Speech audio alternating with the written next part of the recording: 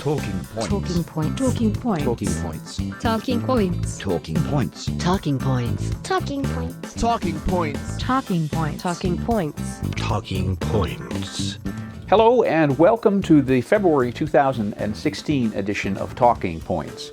Talking Points is the companion program to Today River Valley, in which we discuss some of the issues that are raised by the stories that are presented in the original program in Today River Valley. I'm Phil Blampede, the host and producer of both programs. As you can see, there's a lively discussion coming up in this program, and don't let anyone ever tell you you can't be in two places at the same time. Let's introduce the people who are on the panel.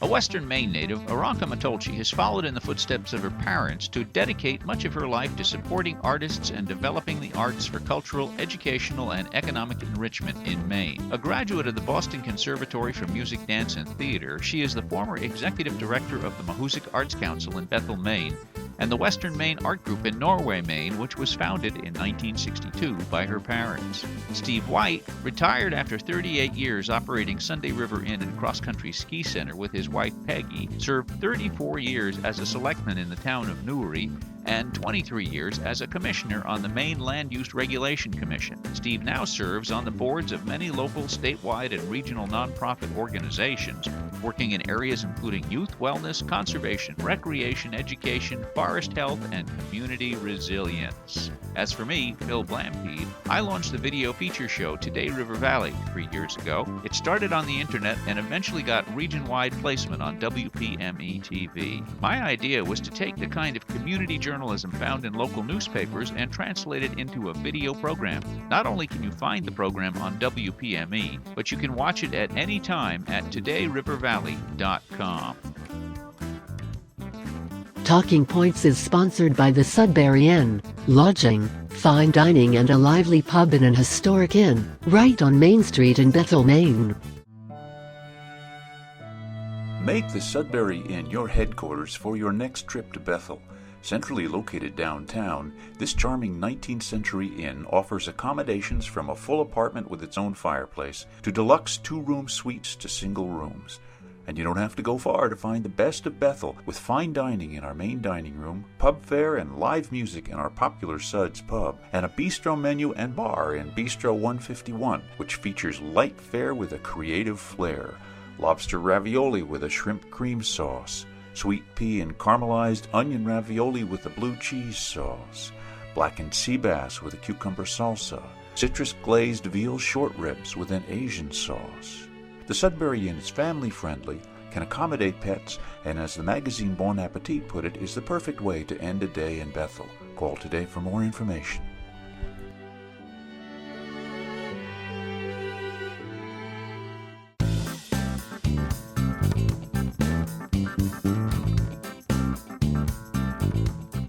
In December, Today River Valley ran a story about poinsettia cultivation, poinsettia if you want to call it that, in this area of Maine, which, since the poinsettia is a Mexican flower, seemed to be kind of an unusual thing to find. In fact, they are cultivated in greenhouses at the Whiting Farm in Auburn, Maine. Greenhouse cultivation. Is that a potential area for economic development in Maine? And what kind of products, such as poinsettias, might actually be a good candidate for greenhouse cultivation profitably in Maine? It's an interesting question, because the more local foods activity that goes on, and the more interest that there is in getting local foods into the menus of schools and into the stores and everything, the more people have to look at whether greenhouses and year-round production are something that can be done. We have a great example over in Madison, Maine, where they have, 50 acres or something under greenhouse, and they grow tomatoes and provide them to the Hannafords of the world. So it can be done, but over there they're able to do it because of cheap electricity. That's right, yeah. They had an electric, hydro facility over there, or wood burning facility? Yeah, at the Madison paper mill. And that was, so their electric costs are so low that they can keep the lights shining on the tomatoes all the time. And that's the issue. I think alternative energy sources will certainly benefit that, but it's fun to think about, but I don't think we're there yet at the point where people can do year-round backyard gardening without a lot of expense. Aranka, you're an agriculturist of sort yourself, aren't you? It's funny that you bring up this particular flower because I can pretty much grow anything. I have a green thumb. If I pick a half-dead, plant out of the garbage, it'll be a beautiful house plant within a month. With poinsettias, I try to keep them alive beyond Christmas season because they're beautiful and they will flower year after year. Because I know this because I gave one to a friend of mine 7 years ago and he still has it. Where does he live? He lives in Greenwood and has a little greenhouse. Okay. And so I understand they need humidity, and that Right. may be where I'm failing because my house is dry in the winter and I usually get them in the winter. So I think I learned something watching your segment. And I might be more successful this year, providing more Little humidity. sprayer. Mhm. I think volume is a critical factor in whether or not a greenhouse enterprise will work. If you have to grow something that takes up a lot of space, you're probably not going to get a sufficient number of dollars for the amount of space that each plant requires. I don't think you could do lettuce successfully, but you could probably do herbs successfully because you can get many dollars worth of herbs in a very small space. Right. There are a lot of little operations that are popping up, things that are offshoots of nonprofits. Like, for example, the Roberts Farm in Norway has a garden program that they are trying to push into a year-round growing operation, and at the same time inviting the public to come learn what they're doing and to volunteer to get their hands in the soil and learn what they need to do in order to be successful. So I think that traditionally, Maine is a farming state, and we're seeing more farms, more small farms and more backyard farms popping up than we've seen in 30 or 40 years. And I think that it's very doable, and the materials are very simple and accessible, and the educational opportunities to learn about how to do it are becoming more plentiful. Well, the one thing about indoor growing, greenhouse growing, is that it's very unlikely that you can do it organically, because once you get any kind of a pest in a greenhouse, everything in there is shot. So you need to be very aggressive with pest control, and I don't know how easy it is to do an integrated pest management program. I think most greenhouse growers just go full bore with chemical pesticides. Actually, program for you. Figure that out. well, actually, just because it's something that has interested me, my father had a greenhouse. I've had literally hundreds of houseplants. I have a greenhouse. I've experimented with hydroponics because I lived in Colorado for 10 years and the growing season is, virtually non-existent. So we had to try to do things indoors. And there are a lot of products available that will help with pest control that are organic based. They're microbiologically based products like nematodes that are parasites for parasites.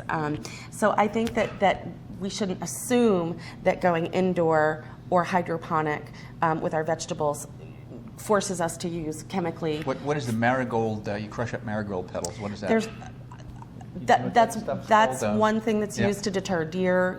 There are all kinds of different concoctions and recipes for killing indoor mites and bugs. The one I always liked was Rodale Company, the organic people down in Pennsylvania, said that if you got samples of all the bugs in your garden, put them into a blender and ground them up and then sprayed the resulting mess all over the plants, the other bugs would be so horrified that they would flee. I don't know Sort of the about Dracula that. theory of But bug control. Back to the whitings, they aren't the ones that ship without soil. No. It's shipped to them without soil. That's correct, yeah. And then they grow put them and Oh, locally I see. sell them. People come to the farm to get them after that. I thought Yeah. that they were. Well, the process, a traditional process, was innovated in order to eliminate soil, which enabled the whiting farm to be able to do so. So, in other words, the innovation of a traditional process enabled a small grower to access that business market. So you're going to have, did you have poinsettias this past Christmas season? Yeah, our church, the Congregational Church in Bethel, always buys poinsettias, and then we have them for the services, and then we take them out to shut-ins. And Did you get them at the Whiting Farm, good local producers, or did you go to evil big box store and get them? no, we never get them from box stores. We get them from. Well, this year they're coming from Whitings. Oh, good. But, Bravo. yeah. Yes, I do. I read labels. I believe it's very important to spend our hard-earned dollars locally. It makes a difference. Well, as they say, you can't buy love, but you can buy locally. Talking points. We'll be right back.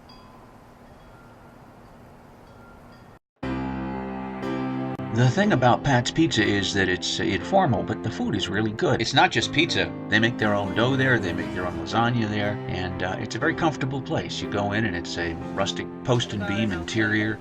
Portions are incredibly generous. Staff is friendly. You know, I like trying the microbrews. They have a selection of microbrews at the bar. They have a 6-page menu. It's you have to think a while before you make a choice. They have gluten-free specialties, including gluten-free carrot cake. They've been there for nearly 2 decades, and I think there's a reason why. It's a very pleasant place to find some really good food in a comfortable environment.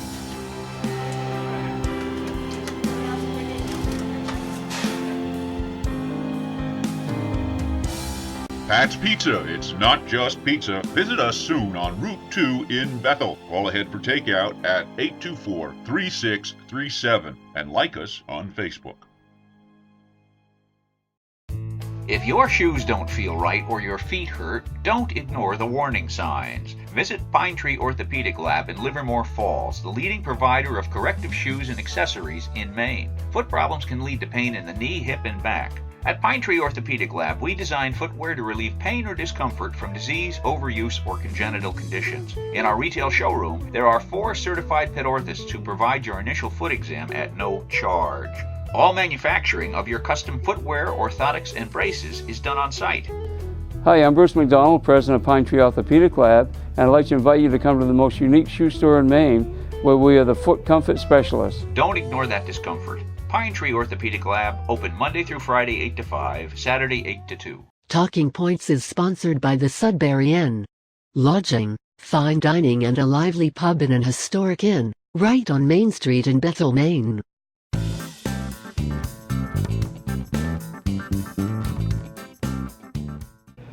The community in Hanover, Maine has just given a tremendous gift to one of its most disadvantaged residents. People in Hanover and surrounding communities have just paid for and built a house for a man who is largely confined to a wheelchair and who had been living in very substandard housing in that community.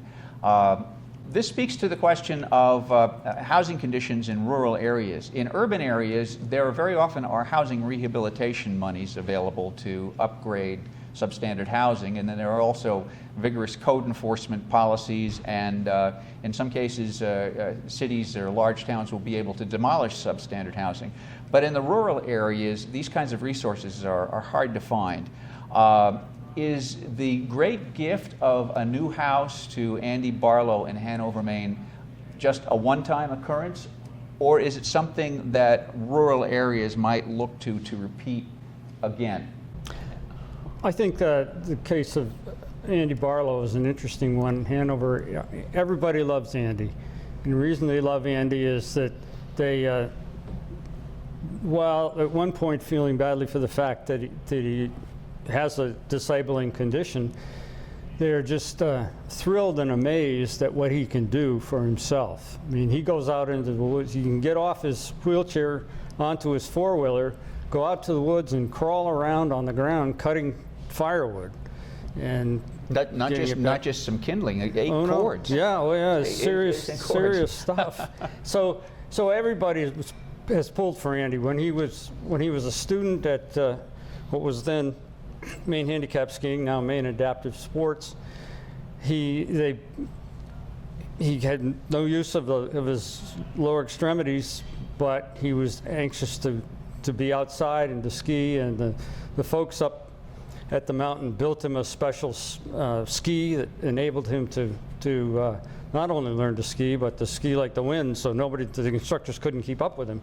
And it was set up so he could get on the chairlift with it and get back off the chairlift, and it had a pumped it up and dropped it down. So Steve, is this a really special thing because Andy was such a unique individual, or should people in another rural area who have neighbors in substandard housing look to this as a model for a project they could undertake? Well, I think it's a model, but I think in most cases the model would use community concepts here in town, or some where there are programs available to provide some funding for materials, as long as a homeowner will help to work to build the house.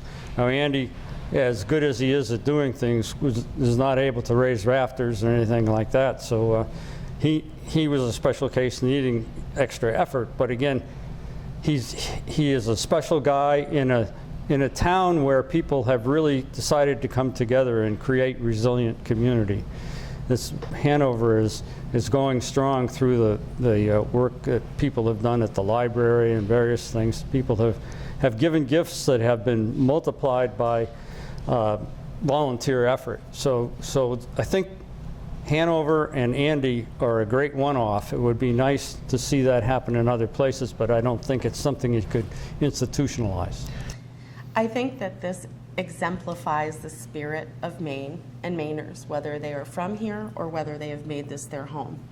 It takes a tenacity and spirit, a care for your fellow Mainer, and we often see when families lose their homes to fires or they have children that have been diagnosed with a really serious disease, that the community comes together on a grassroots level to support the needs of a lot of these folks. And that is one of the most endearing qualities of Maine and one of the things that makes me feel the proudest of being a Mainer.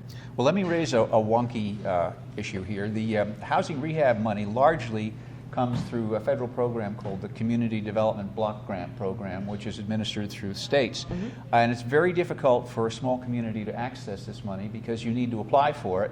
And a community of 300 doesn't have the resources to hire a grant writer to apply for a CDBG grant. However, I would say you don't need to hire a grant writer in order to do that. There have been small organizations in, say, the town of Norway is a little bit bigger, but certainly the effort that was put together to create, and while they didn't get the grant, they were able to get the consultation, they learned how to do it, and they're able to launch themselves into doing it again. But many small buildings in very small towns can be designated as critical community centers by the USDA, making them then eligible for the community block money. Well, I'm wondering whether a larger umbrella government like the county governments should perhaps step up and provide, see if they can get CDBG money for some of the communities that are too small to have the resources to attract that money themselves. I agree, and I wouldn't say it's necessarily the size of the community, but whether the resources of the folks within that community to have the time to dedicate complete volunteer time and high-level professional skills to getting that money. If the counties were able to create an umbrella organization that provided some education and support and access, then I think that there would be a lot more success on the small town level of being able to receive these funds. Currently, the process of getting a community development block grant is very foreboding to those who've never done any grant proposing before. And without good support, and that support can come from organizations like the Bethel Area Nonprofit Collaborative or from individual consultants that are in the community that do that sort of work, that will do some pro bono work. But there is a need for small communities to have the support to access the information and to be able to be trained to complete all of the steps that are required to get that money. Well, Steve, what about how would this play out in the unorganized territories? You were on LERC for a while, weren't you? 23 years. Yeah. Well, LERC is administered by the state, so I'm not sure how it would play out. I've never seen any organized system of granting going to unorganized areas. Generally what happens is that a town within the unorganized that has unorganized towns around it, somewhat similar to Bethel, although we're on the fringe of that. Rangeley, for instance, has unorganized areas all around it. And they would serve as the center and be able to do the granting to get that. But your question of counties is very interesting because we have 16 counties in Maine, but they aren't all clones of each other.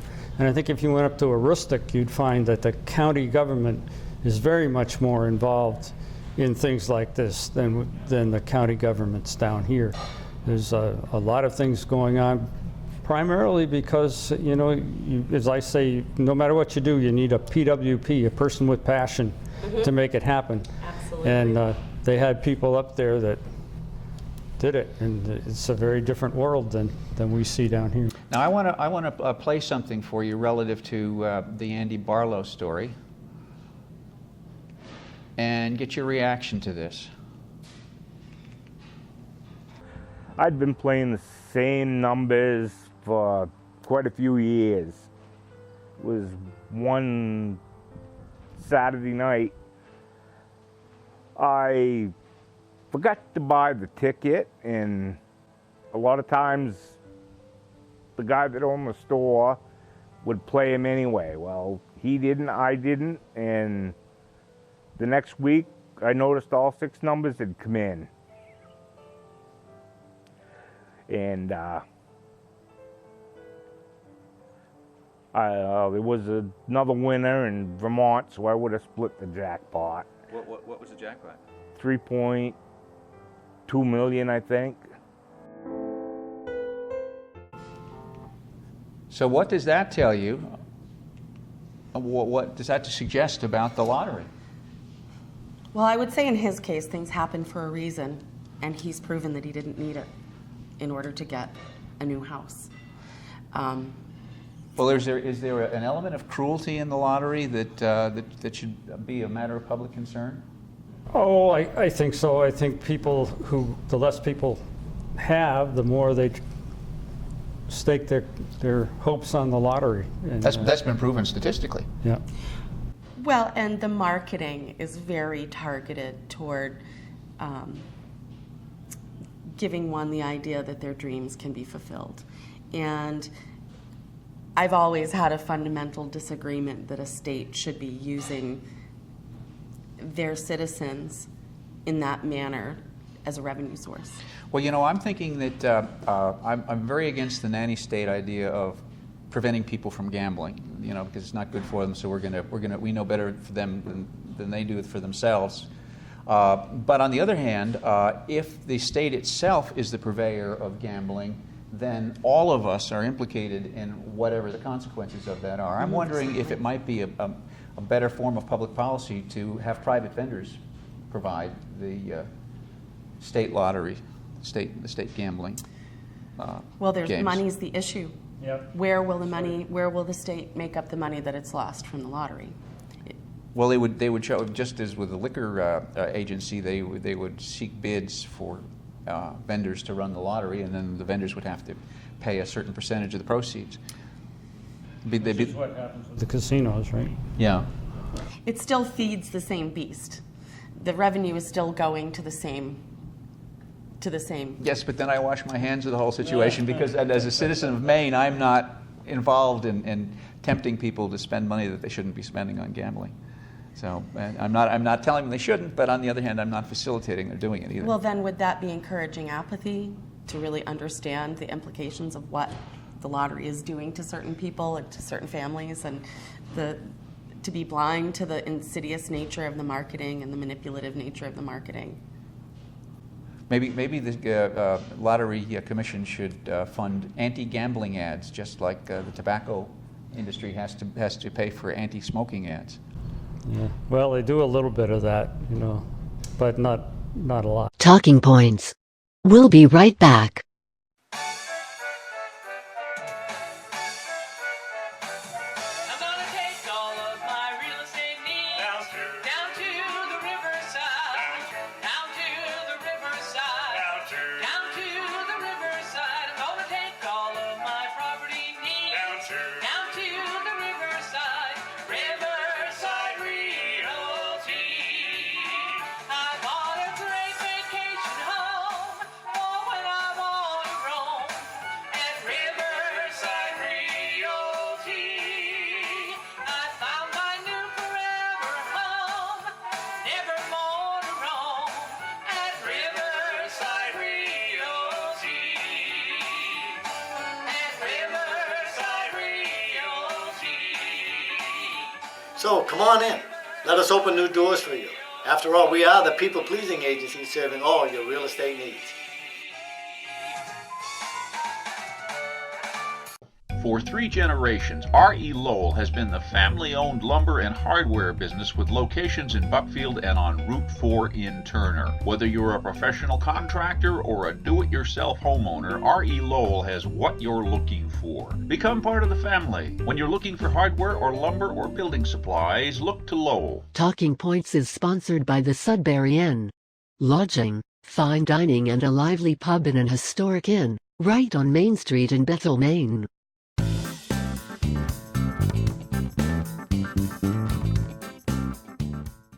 Recently, Today River Valley featured a story on how a small local nonprofit ski area, Black Mountain of Maine, which is located in Rumford, has managed to fill a gap in its finances by holding yearly snowmobile races. This raises the question of whether small nonprofit ski areas have a future. Do they all have to resort to spectacular events and unusual things other than skiing to stay alive? I've been involved in that to some degree, and yes, I'd say yes, you probably do.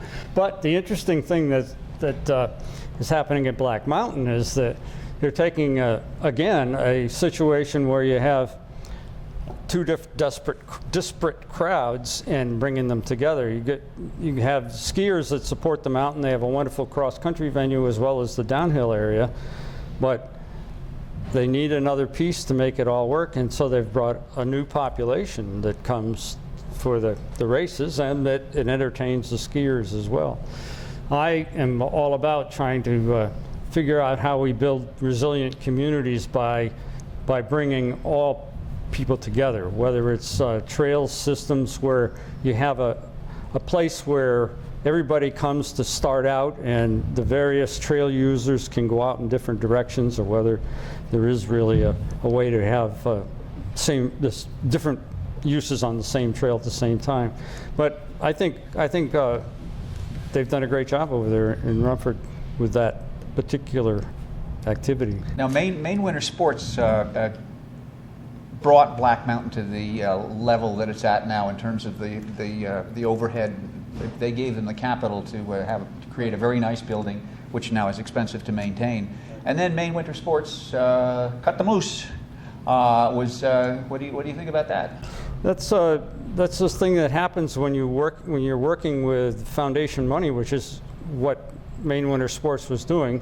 They had the Libra Fund behind them, but the Libra Fund is controlled by somebody who changes his mind once in a while. You know, you can't expect one foundation to fund you forever. They like to give you 2 or 3 years to get started and then move on to something else. I don't know if they were aware of that. I know it was a real shock when the funding was pulled, and it was too bad that there wasn't notice given so that they could wean off. Usually someone who's funding like that will say, you know, we're giving you this much this year, but we're going to cut it down every year, and you'll have to make it up somewhere else. So that was a difficult thing for them, but it wouldn't be where it is now, certainly without the work that Libra had done over there. From a recreational standpoint, I think that the snowmobile races are a great idea to invigorate the financial resources of the ski area. As a snowmobiler, I think it sounds absolutely fun and exciting to go up a ski trail. As a skier, I'm thrilled that that mountain has the financial support and has a new audience of people who can steward the mountain.